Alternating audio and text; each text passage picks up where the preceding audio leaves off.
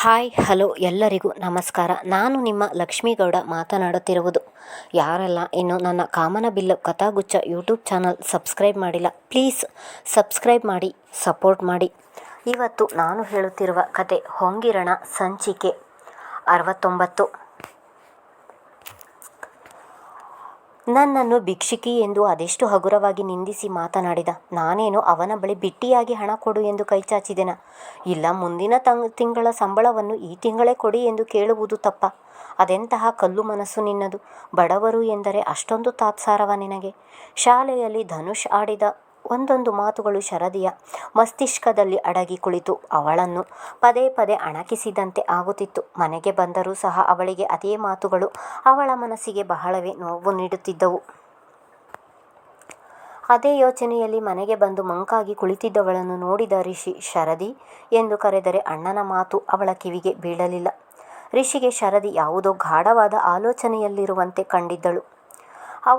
ಅವಳು ಮಾತನಾಡದಿರುವುದನ್ನು ನೋಡಿ ಅವಳ ಭುಜ ಹಿಡಿದು ಅಲುಗಿಸಿದವನು ಶರದಿ ಎಂದು ಮತ್ತೊಮ್ಮೆ ಎಚ್ಚರಿಸಿದನು. ಅವನ ಮಾತಿಗೆ ಎಚ್ಚೆತ್ತವಳು ಹೇಳು ಅಣ್ಣ ಎಂದಳು. ಯಾಕೆ ಶರದಿ, ಏನಾಯಿತು? ನಾನು ಕರೆದರೂ ಕೇಳಿಸದವಳ ಹಾಗೆ ಕುಳಿತಿದ್ದೀಯಲ್ಲ, ಏನು ಯೋಚನೆ ಮಾಡ್ತಿದ್ದೀಯಾ ಎಂದನು. ಅಣ್ಣ, ನಮ್ಮ ಎದುರುವವರಿಗೆ ನಮ್ಮ ನ್ಯೂನ್ಯತೆ ತಿಳಿದರೆ ನಮ್ಮನ್ನು ಅದೆಷ್ಟು ಕೆಳಮಟ್ಟದಲ್ಲಿ ನೋಡುತ್ತಾರೆ ಅಲ್ಲವ ಎಂದಳು ಅದೇ ಬೇಸರದಲ್ಲಿ.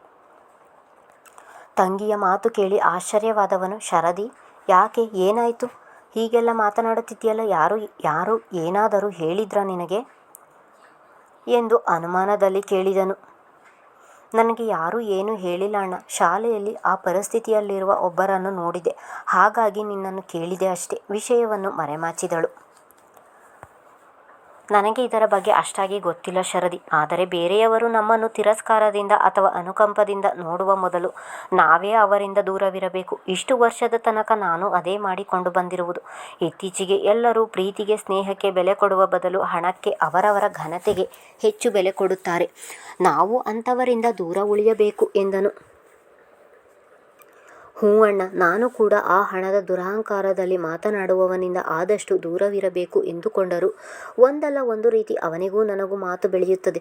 ಪ್ರತಿ ಬಾರಿಯೂ ಅವನ ಮಾತಿಗೆ ತಿರುಗೇಟು ನೀಡುವವಳು ಇಂದು ಅವನ ಮಾತಿಗೆ ಮಾತು ನೀಡಲಾಗದೆ ಹಾಗೆ ಬಂದೆ ಎಂದು ಮನದಲ್ಲಿ ಹೇಳಿಕೊಂಡಿದ್ದಳು.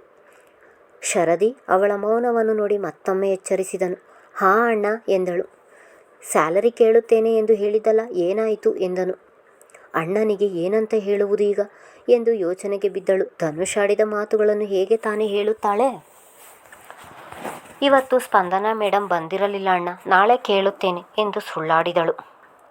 ನಾಳೆ ಒಮ್ಮೆ ಕೇಳಿ ನೋಡು, ಇಲ್ಲ ಎಂದರೆ ಬೇರೆ ಏನಾದರೂ ವ್ಯವಸ್ಥೆ ಮಾಡೋಣ ಎಂದು ಹೇಳಿ ಅಲ್ಲಿಂದ ಸರಿದು ಹೋದನು. ಆ ಧನುಷ್ ಹೇಳಿದ ಹಾಗೆ ಸ್ಪಂದನಾ ಮೇಡಮ್ ಕೂಡ ನನಗೆ ಅಡ್ವಾನ್ಸ್ ಸ್ಯಾಲರಿ ಕೊಡಲು ಆಗುವುದಿಲ್ಲ ಎಂದು ಹೇಳಿದರೆ ಏನು ಮಾಡುವುದು ಎಂದು ಯೋಚಿಸಿದವಳು. ಇಲ್ಲ, ಸ್ಪಂದನಾ ಮೇಡಮ್ ತುಂಬ ಒಳ್ಳೆಯವರು, ಮಗನ ರೀತಿ ಅಲ್ಲ, ಅವರು ಖಂಡಿತ ಕೊಡುತ್ತಾರೆ ಎಂದುಕೊಂಡಳು. ಅವರ ವ್ಯಕ್ತಿತ್ವವನ್ನು ಅರಿತಿರುವವಳಿಗೆ ಸ್ಪಂದನಾ ಅವರ ಮೇಲೆ ಅಗಾಧವಾದ ನಂಬಿಕೆ.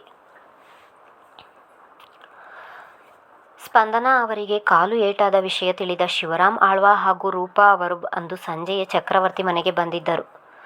ಏನಾದರೂ ಒಂದು ಮಾಡಿಕೊಳ್ಳಲಿಲ್ಲ ಅಂದರೆ ಸಮಾಧಾನ ಇರುವುದಿಲ್ಲ ನಿನಗೆ. ನಿಧಾನವಾಗಿ ಓಡಾಡಿದರೆ ಮೇಘ ಏನು ಮುಳುಗುವುದಿಲ್ಲ ಎಂದು ಎಷ್ಟು ಹೇಳಿದರೂ ನನ್ನ ಮಾತು ಕೇಳುವುದಿಲ್ಲವಲ್ಲ ನೀನು.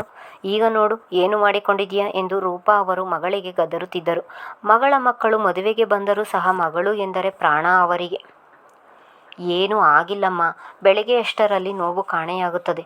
ಇವರು ಇಷ್ಟಕ್ಕೆ ಪ್ಲಾಸ್ಟರ್ ಹಾಕಿಸಿ ನನ್ನನ್ನು ಹಾಸಿಗೆಯ ಮೇಲೆ ಕೂರುವಂತೆ ಮಾಡಿದ್ದಾರೆ ಎಂದು ಗಂಡನೆಡೆಗೆ ನೋಡುತ್ತಲೇ ಹುಸಿ ಕೋಪದಲ್ಲಿ ಹೇಳಿದರು. ಅತ್ತೆ, ನೋವು ಇಲ್ಲ ಎಂದರೂ ಪ್ಲಾಸ್ಟರ್ ಹಾಕುವುದಕ್ಕೆ ಡಾಕ್ಟರ್ಗೆ ಏನು ಬೇರೆ ಕೆಲಸ ಇಲ್ಲವಾ? ಒಳಗೆ ಮೂಳೆ ಸ್ವಲ್ಪ ಹೊರಳಿದೆ, ಅದಕ್ಕೆ ಅದು ಸರಿಯಾಗಿ ಕೂರುವಂತೆ ಪ್ಲಾಸ್ಟರ್ ಹಾಕಿದ್ದಾರೆ. ಇವಳಿಗೆ ಇವತ್ತು ಶಾಲೆಗೆ ಹೋಗಿದ್ದು ತಪ್ಪಿತಲ್ಲ ಎನ್ನುವ ಅಸಮಾಧಾನದಲ್ಲಿ ಹೀಗೆ ಮಾತನಾಡುತ್ತಿದ್ದಾಳೆ ಎಂದು ರೂಪಾ ಅವರೆಡೆಗೆ ತಿರುಗಿ ಹೇಳಿದರು ಮಿಥುನ್. ಅಮ್ಮ, ಇವತ್ತೊಂದು ದಿನ ಶಾಲೆಗೆ ಹೋಗದೇ ಇದ್ದಿದ್ದಕ್ಕೆ ನಿನ್ನ ಮೊಮ್ಮಗ ಎಂಥ ಕೆಲಸ ಮಾಡಿದ್ದಾನೆ ಗೊತ್ತಾ ಎಂದು ಕೃಷ್ಣಮೂರ್ತಿಯವರು ಕರೆ ಮಾಡಿ ಹೇಳಿದ ವಿಚಾರವನ್ನು ನೆನೆದು ಹೇಳಿದರು. ಅದೇ ಸಮಯಕ್ಕೆ ಸರಿಯಾಗಿ ಧನುಷ್ ಹಾಗೂ ಆರಾಧ್ಯ ಇಬ್ಬರು ಒಳಗೆ ಬಂದು ಆರಾಧ್ಯ ತನ್ನ ತಾಯಿಯ ಬಳಿ ಕುಳಿತರೆ, ಮಮ್ಮಿ ನಾನೇನು ಮಾಡಿದೆ ಎಂದು ಅವರ ಬಳಿ ನಿಂತೇ ಹೇಳಿದನು ಧನುಷ್. ಇವತ್ತು ನೀನೇನು ಮಾಡಿದ್ದೀಯೆಂಬುದನ್ನು ನಾನು ಬಾಯಿ ಬಿಟ್ಟು ಬೇರೆ ಹೇಳಬೇಕಾ ಎಂದರು. ಅವರ ಮುಖದಲ್ಲಿ ಮಗನೆಡೆಗಿನ ಅಸಮಾಧಾನ ಎದ್ದು ಕಾಣುತ್ತಿತ್ತು. ಮಮ್ಮಿ, ನೀವು ಒಗಟಾಗಿ ಹೀಗೆ ಮಾತಾಡಿದರೆ ನನಗೆ ಏನೂ ಅರ್ಥ ಆಗುವುದಿಲ್ಲ. ನಾನು ಏನು ಮಾಡಿದ್ದೀನಿ ಎಂಬುದನ್ನು ಹೇಳಿ ಎಂದು ಅವರ ಪಕ್ಕ ಕುಳಿತನು. ಅದನ್ನು ಬಾಯಿ ಬಿಟ್ಟು ಹೇಳಬೇಕಾ ಧನು? ಶರದಿ ಇವತ್ತು ಅಡ್ವಾನ್ಸ್ ಸ್ಯಾಲರಿ ಕೇಳಿದ್ದಕ್ಕೆ ನೀನು ಯಾಕೆ ಕೊಡುವುದಿಲ್ಲ ಎಂದು ಹೇಳಿದೆ ಎಂದರು. ತಾಯಿಯ ಅಸಮಾಧಾನಕ್ಕೆ ಕಾರಣ ತಿಳಿದವನು, ಮಮ್ಮಿ, ಆಗಲೇ ಅವಳು ನಿಮ್ಮ ಕಿವಿ ಊದಿದ್ದಾಳ ಎದ್ದು ನಿಂತನು. ಧನು, ನೀನು ಸುಮ್ಮನೆ ಶರದಿಯ ಮೇಲೆ ಅಪವಾದ ಹೊರಿಸಬೇಡ. ನನಗೆ ಅವಳು ಏನೂ ಹೇಳಲಿಲ್ಲ ಎಂದರೆ. ನಾನು ಅವಳು ಈ ವಿಷಯವನ್ನು ಮಾತನಾಡುವಾಗ ನಾವಿಬ್ಬರೇ ಇದ್ದಿದ್ದು ಮಮ್ಮಿ, ಮತ್ತೆ ಯಾರೂ ಇರಲಿಲ್ಲ. ಹಾಗಿದ್ದಾಗೆ ನಿಮಗೆ ವಿಷಯ ಅವಳು ಹೇಳಿಲ್ಲ ಎಂದರೆ ಇನ್ಯಾರು ಹೇಳಲು ಸಾಧ್ಯ ಎಂದವನಿಗೆ ಒಳಗೊಳಗೆ ಶರದಿಯ ಮೇಲೆ ಕೋಪ ಉಕ್ಕುತ್ತಿತ್ತು. ಮತ್ತೆ ಮುಂದುವರೆದವನು, ಅಲ್ಲದೆ ಕೆಲಸಕ್ಕೆ ಸೇರಿ ತಿಂಗಳಾಗಿದೆ. ಈಗಲೇ ಅಡ್ವಾನ್ಸ್ ಸ್ಯಾಲರಿ ಕೊಡುತ್ತಾ ಹೋದರೆ ಎಲ್ಲರೂ ಅದೇ ಅಭ್ಯಾಸ ಮಾಡಿಕೊಳ್ಳುತ್ತಾರೆ. ಆಗ ನಾವು ಶಾಲೆಯನ್ನು ಮುಚ್ಚಬೇಕಾಗುತ್ತದೆ ಮಮ್ಮಿ ಎಂದನು ಅದೇ ಅಸಮಾಧಾನದಲ್ಲಿ. ಧನು, ಶರದಿ ತುಂಬ ಒಳ್ಳೆಯ ಹುಡುಗಿ. ಅವರ ಮನೆಯ ಪರಿಸ್ಥಿತಿ ಹೇಗಿದೆಯೋ ಏನೋ ನಮಗೆ ಗೊತ್ತಿಲ್ಲ. ಇನ್ನೊಬ್ಬರ ಬಗ್ಗೆ ಗೊತ್ತಿಲ್ಲದೆ ಹಾಗೆಲ್ಲ ಮಾತನಾಡಬಾರದು ಧನು. ಅವಳ 1 ತಿಂಗಳ ಸಂಬಳವನ್ನು ಮುಂಗಡವಾಗಿ ಕೊಡುವುದರಿಂದ ನಾನೇನು ಬಡವಳಾಗುವುದಿಲ್ಲ. ನಿನ್ನ ತಲೆಯಲ್ಲಿರುವ ಈ ರೀತಿಯ ಕೆಟ್ಟ ಆಲೋಚನೆಗಳನ್ನು ಮೊದಲು ತೆಗೆದುಹಾಕು ಎಂದು ಹೇಳುತ್ತಿದ್ದ ಹಾಗೆ.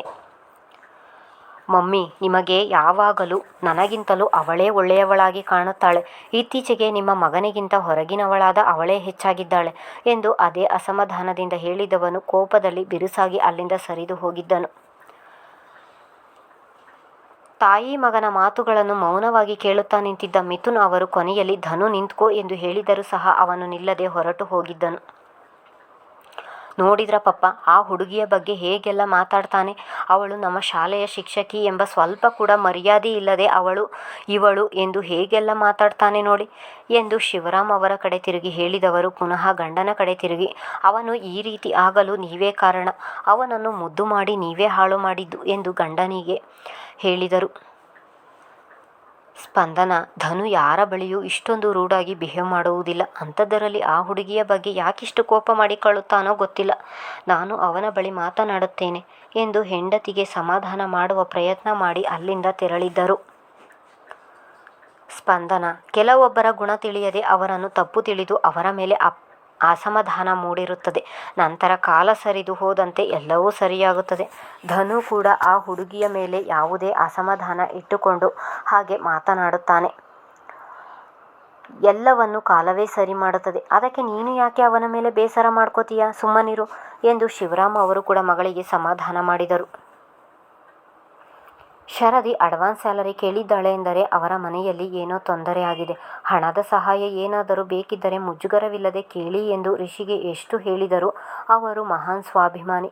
ಸ್ನೇಹದ ಮುಂದೆ ಹಣದ ವಿಚಾರ ಬರಬಾರದು ಎಂದು ಸುಮ್ಮನಾಗುತ್ತಾರೆ. ಅವರ ಗುಣ ತಿಳಿದ ನಾನು ಅವರ ಮುಂದೆ ಹಣದ ವಿಚಾರವನ್ನು ಮಾತನಾಡದೆ ಹಾಗೆ ಸುಮ್ಮನಾಗುತ್ತೇನೆ. ಆದರೆ ಇಂದು ಅದೇನು ಸಮಸ್ಯೆ ಆಗಿದೆಯೋ ಗೊತ್ತಿಲ್ಲ.